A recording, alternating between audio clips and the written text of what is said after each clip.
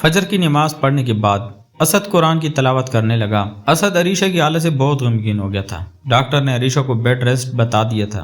तीसरा मंथ लग गया और अरीशा बिल्कुल साकत हो गई थी। अरीशा की इस कैफियत से उसके बच्चे पे बहुत बुरा असर पड़ सकता था, इसलिए असद बहुत परेशान था। या अल्लाह, कोई मसले का हल निकाल दे मेरे परवरदिगार, तू तो सब जानता है और तू ही नवाजने वाला, बख्शने वाला, मेहरबान है। असद की आंखों में आंसू आ गए थे।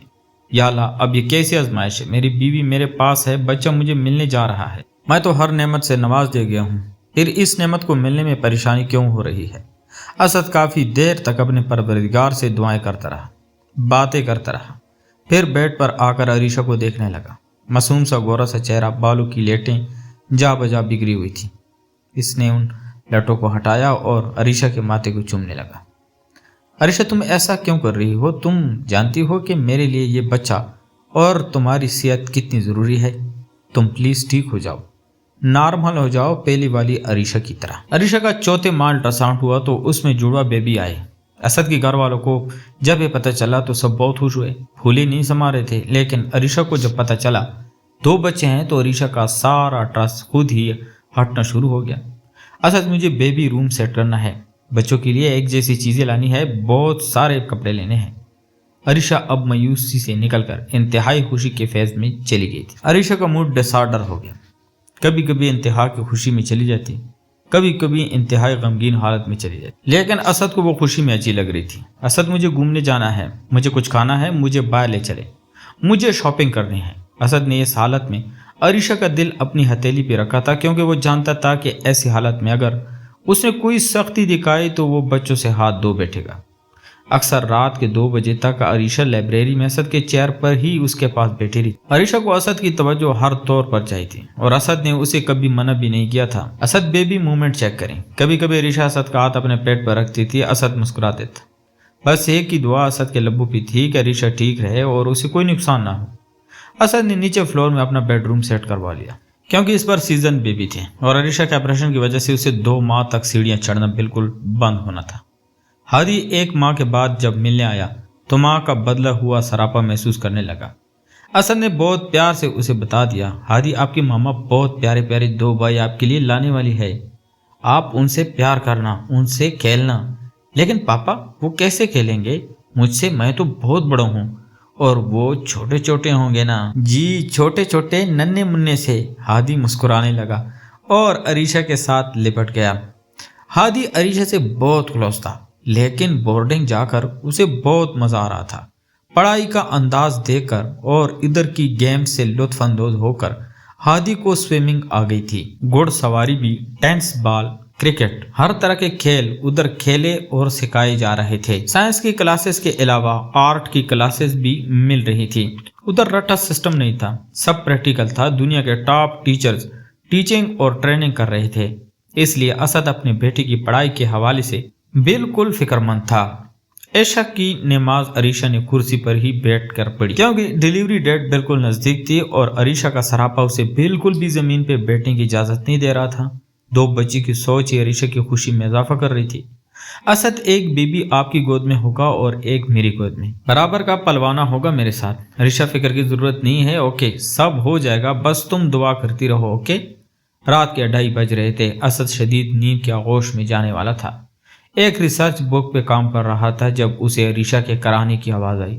दर्द हो रहा है असद। असद असद फौरी अरीशा के पास आ गया और उसका हाथ थाम लिया। क्या हुआ है अरीशा? अरीशा को ठंडे पसीने आने लग गए थे।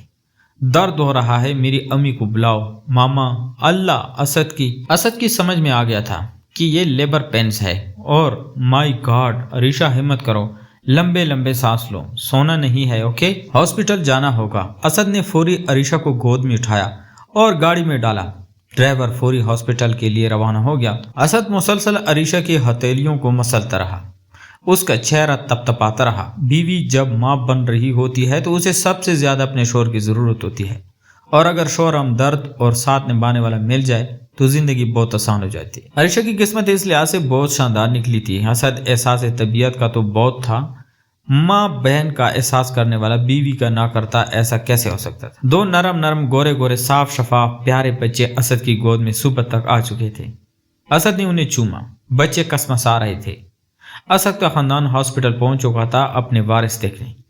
عریشہ کیسی ہے؟ صرف اسد نے لیڈی ڈاکٹر سے پوچھا۔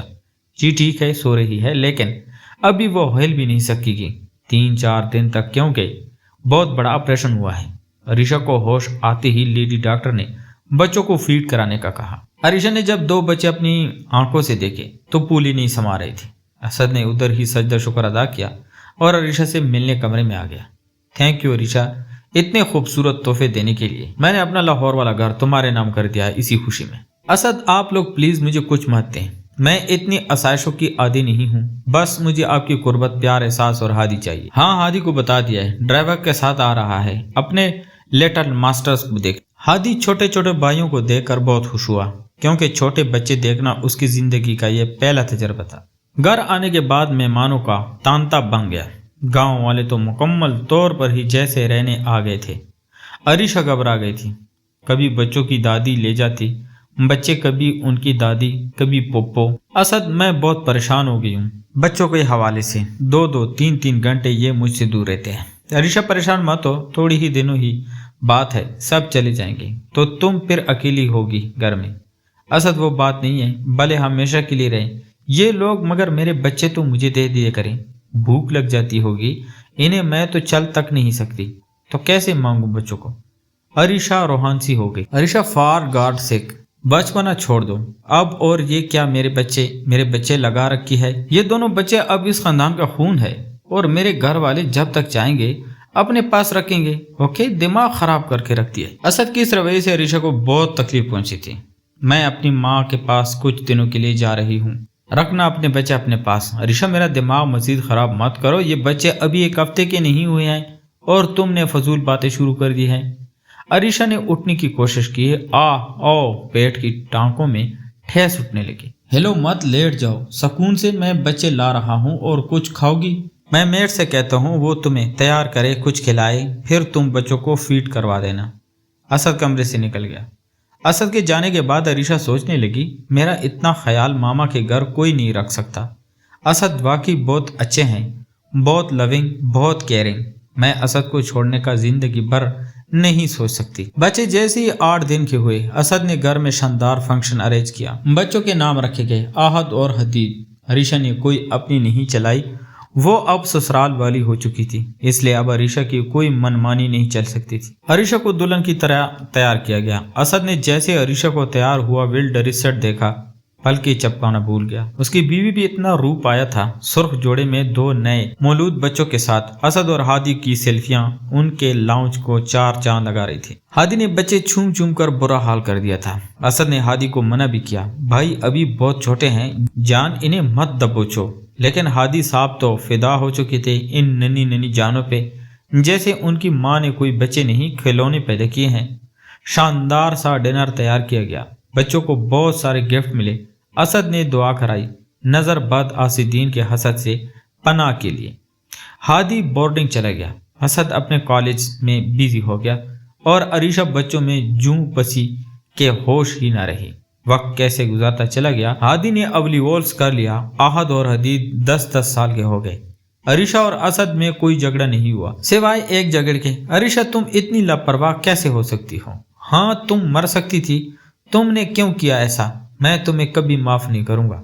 عریشہ ہاسپٹل کے بیڈ پہ بے ست پڑی تھی، آنکھوں سے آنسو خشک ہو چکے تھے۔ 5 سال پہلے اسد کو بہت خواہش ہوئی کہ اللہ انہیں بیٹی دے دے، اور عریشہ نے کنسیو بھی کر لیا تھا، مگر عریشہ سیڑھیوں سے اتنی بری طرح پسلی کہ اس کا مس کیریج ہو گیا، اور اسد عریشہ سے متنفر ہو گیا۔ عریشہ، اب زندگی میں کبھی بھی میں تم سے یہ خواہش نہیں کروں گا، اور نہ اب ہمارا تعلق ایسا رہے گا۔ عریشہ اسد کے پاؤں پڑ گئی تھی اور بہت بری طرح معافی مانگ رہی۔ پلیز اسد، مجھے معاف کر دے، میں نے اپنا بچہ جان بوجھ کر نہیں کھویا، میں گر گئی تھی بس، ایسا مت کرے میرے ساتھ، میں بیوی ہوں آپ کے 3 بچوں کی ماں، پلیز ایسا نہ کرے میرے ساتھ۔ عریشہ نے رو رو کر گڑ گڑا کر معافی مانگی تھی، اور اسد خاموش رہا تھا، لیکن مرتا کیا نہ کرتا، بیوی تھی اس کی اور محبت بھی، معاف کر دیا، مگر اب عریشہ اسد کے دل میں ویسی جگہ نہیں پا سکتی تھی۔ اور عریشہ جانتی تھی کہ اسد کو بیٹی کی خواہش ہے۔ عریشہ نے جانے ماز پر رو رو کر دعا کی کہ مجھے بیٹی سے نواز دیا جائے، میری گود بھر دی جائے۔ عریشہ 40 سال کی ہو چکی تھی، 20 سال کا جوان بیٹا تھا ہادی اور 10 سال کے 2 بیٹے، لیکن عریشہ اسد کا دل جانتی تھی کہ وہ بیٹی چاہتا ہے اور اس کی یہ خواہش صرف عریشہ ہی پوری کر سکتی تھی۔ لیکن اسد نہیں مان رہا تھا۔ اب بچے کے لیے عریشہ میں 48 سال کا ہو گیا ہوں، فرض کرو اللہ مجھے اس عمر میں بیٹی دے بھی دیتا تو میں بوڑھا ہو جاؤں گا، اس کے جوان ہونے تک، اور ہو سکتا ہے کہ میں زندہ ہی نہ رہوں۔ اللہ نہ کرے اسد، اللہ آپ کو لمبی زندگی دے، اپنے بچوں کی خوشیاں دکھائے آپ کو اور بیٹی۔